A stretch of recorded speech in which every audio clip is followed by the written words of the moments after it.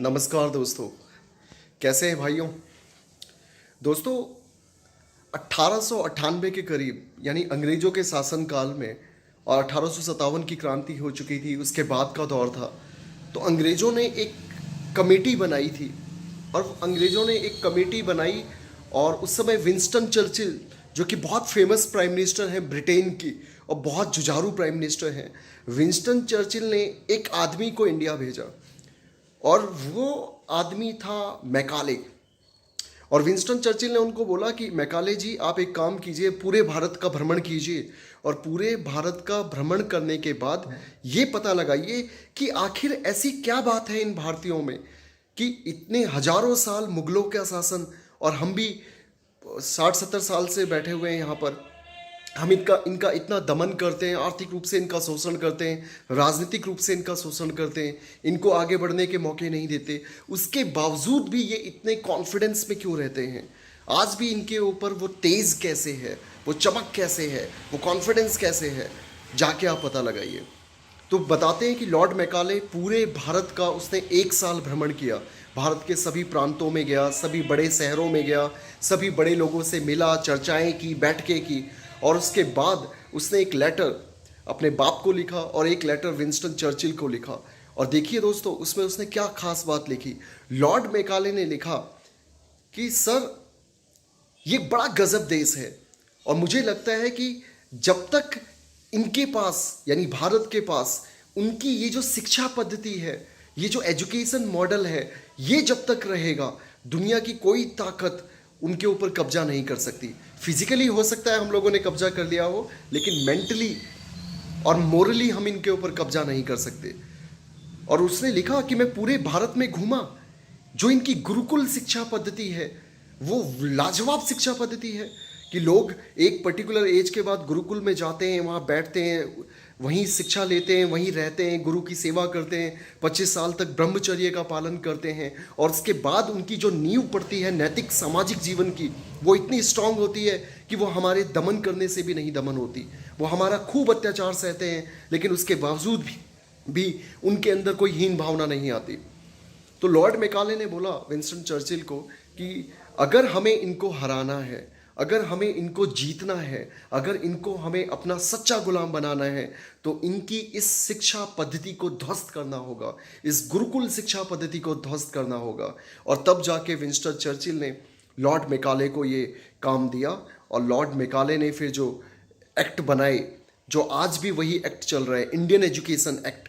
और उस Indian education act के अंतर्गत जो कॉन्वेंट एजुकेशन की स्थापना हुई, कॉन्वेंट एजुकेशन स्कूल्स खोले जाने लगे, कॉन्वेंट कॉलेजेस खोले जाने लगे और उनको इलीट कॉलेज की तरह दिखाया जाने लगा। संस्कृत में जो हमारी शिक्षाएं होती थी, संस्कृत बंद करा के इंग्लिश में शिक्षा दी गई और जो इंग्लिश से शिक्षा लेते थे, अंग्रेजी भाषा में शिक्षा लेते थे, सिर्फ उनको ही सरकारी नौकरियों में बढ़ने के अवसर दिए गए। तो इस तरह हमारी उस बेहतरीन गुरुकुल शिक्षा पद्धति, जिसमें सभी विषयों की पढ़ाई संस्कृत में और हिंदी में होती थी, उसका दमन किया गया।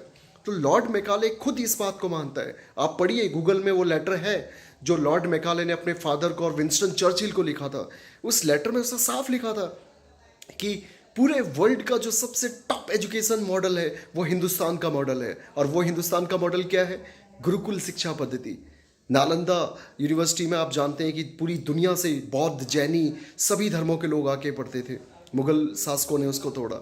तो दोस्त, आज हम कहाँ जा रहे हैं? आज हमारी शिक्षा पद्धति कहाँ जा रही है? आज हम अंग्रेजियत के गुलाम होते जा रहे हैं। आज हम कॉन्वेंट स्कूल और कॉन्वेंट एजुकेशन और ईसाई मिशनरीज के स्कूलों में बच्चों को पढ़ा के बड़े फ़ख्र से चौड़ा सीना करते हैं, लाखों रुपए की डोनेशन देते हैं। क्यों? जब खुद लॉर्ड मैकाले ने कहा कि भैया इन सब चीज़ों से कुछ नहीं होगा, इनसे सिर्फ हीन भावना आएगी, और वो हीन भावना आज भर दी गई है। आज आप देखिए, किसी भी बड़े कॉरपोरेट से लेके, किसी भी सरकारी ऑफिस से लेके, यहाँ तक कि सुप्रीम कोर्ट और हर जगह सारे पेपर आपको इंग्लिश में मिलते हैं। जिसको इंग्लिश नहीं आती उसको हम हीन भावना से देखते हैं। यही काम तो था लॉर्ड मैकाले का, और लॉर्ड मैकाले ने ये काम बहुत बखूबी किया। इस देश के अंदर हीन भावना भर दी, हम लोगों के अंदर हीन भावना भर दी। ये जो यूपीएससी सिविल सर्विसेज लेती है, ये तो अंग्रेजों ने बाबू यानी क्लर्क, जो अपनी गुलामी करने के लिए एक सिस्टम बनाया था, जिसको हम आज आईएएस, आईपीएस, आईसी ये कहते हैं। और आज तक वही चला आ रहा है। हमारी अपनी कोई शिक्षा पद्धति नहीं है, हमारा अपना कोई बेसिक मॉडल नहीं है जिससे हम अपने हिसाब से एक वेलफेयर स्टेट के हिसाब से अपने ऑफिसर्स पैदा करें। ये आप देखिए ना, सुभाष चंद्र बोस पहले इंसान थे जिन्होंने इंडियन सिविल सर्विस टॉप किया था, आप सोचिए। लेकिन जब उन्हें समझ में आया कि भाई ये तो सिर्फ गुलामी करवाने का एक तरीका है, हम इनके बाबू बन के रह जाएंगे, तो उन्होंने रिज़ाइन कर दिया था सुभाष चंद्र बोस जी ने। तो कहने का मेरा ये मतलब है, इस वीडियो में सिर्फ मैं इतना कहना चाहता हूँ कि हमें गर्व होना चाहिए अपनी भाषा में, हमें गर्व होना चाहिए अपनी शिक्षा पद्धति पे, हमें गर्व होना चाहिए अपनी गुरुकुल वाली शिक्षा पद्धति पे, अपनी संस्कृत भाषा में, अपनी संस्कृति पे, अपने धर्म पे, अपने सनातन और वैदिक धर्म पर, और उसके अनुसार हमें चलना चाहिए। हमें अपने बच्चों को शुरू से वैदिक शिक्षा और अपने महाग्रंथों का अध्ययन करना चाहिए। आज हम क्या कर रहे हैं? आज कोई भी 2 कौड़ी का आदमी उठता है और हमारे देवी देवताओं के बारे में स्टैंड अप कॉमेडी करता है। आज कोई भी 2 कौड़ी का आदमी उठता है, हमारे देवी देवताओं के ऊपर कुछ गलत टिप्पणी करता है। आज कोई भी 2 कौड़ी का डायरेक्टर उठता है और हमारे धर्म के ऊपर, हमारी विश्वास के ऊपर, हमारी आस्था के ऊपर वेब सीरीज़ बना देता है। वो देखने वाले कौन होते हैं? वो सारे के सारे देखने वाले जाहिल गवार, वो सब के सब हिंदू होते हैं। आपको क्या लगता है कि जितनी भी वेब सीरीज़ बनती हैं या जितनी भी फिल्में बनती हैं, वो सबसे ज़्यादा कौन देखता है? हिंदू ऑडियंस देखती है, और हम ताली बजा रहे होते हैं। चाहे वो पीके की बात हो, चाहे वो दूसरी फिल्में हो, चाहे जितनी भी अभी हाल में जितनी भी वेब सीरीज़ बनी हो, आप देखिए। तो प्लीज़ यार, इन सब चीज़ों से ऊपर उठिए। बहिष्कार कीजिए इस तरह की वेब सीरीज का, बहिष्कार कीजिए इस तरह के 2 कौड़ी के स्टैंड अप कॉमेडियंस का जो हमारे हिंदू देवी देवताओं का मजाक उड़ाते हैं, हमारी संस्कृति का मजाक उड़ाते हैं। प्लीज़, नहीं तो हम गुलाम बनते जा रहे हैं और बनते जाएंगे। ये कॉन्वेंट एजुकेशन सही नहीं है दोस्तों। आप मुझे बताइए, अंग्रेजी भाषा पूरे वर्ल्ड के 200 कुछ देश संयुक्त राष्ट्र के मेंबर हैं, उनमें से सिर्फ 12 देशों में बोली जाती है यार। ये कहाँ से अंतर्राष्ट्रीय भाषा हो गई? आप खुद बताइए ना मुझे। तो उठिए इन सब चीज़ों से। सबसे पहले अपना वतन। सुमित्रानंदन पंत जी कहते हैं कि तन समर्पित, मन समर्पित और ये जीवन समर्पित, चाहता हूँ देश की धरती तुझे कुछ और भी दूँ। देश है, राष्ट्र है तो हम हैं। बाकी ये पद प्रतिष्ठा, ये सब टिटोलेबाजी तो होती रहेगी। और एक शेर और मुझे याद आ गया कि जज्बाए शौक जज्बाए जुनू क्या मांगते हो, हथेली पे हमने ये सर रख लिया है।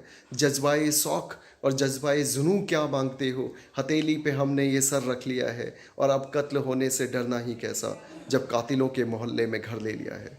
जय हिंद, जय भारत, वंदे मातरम।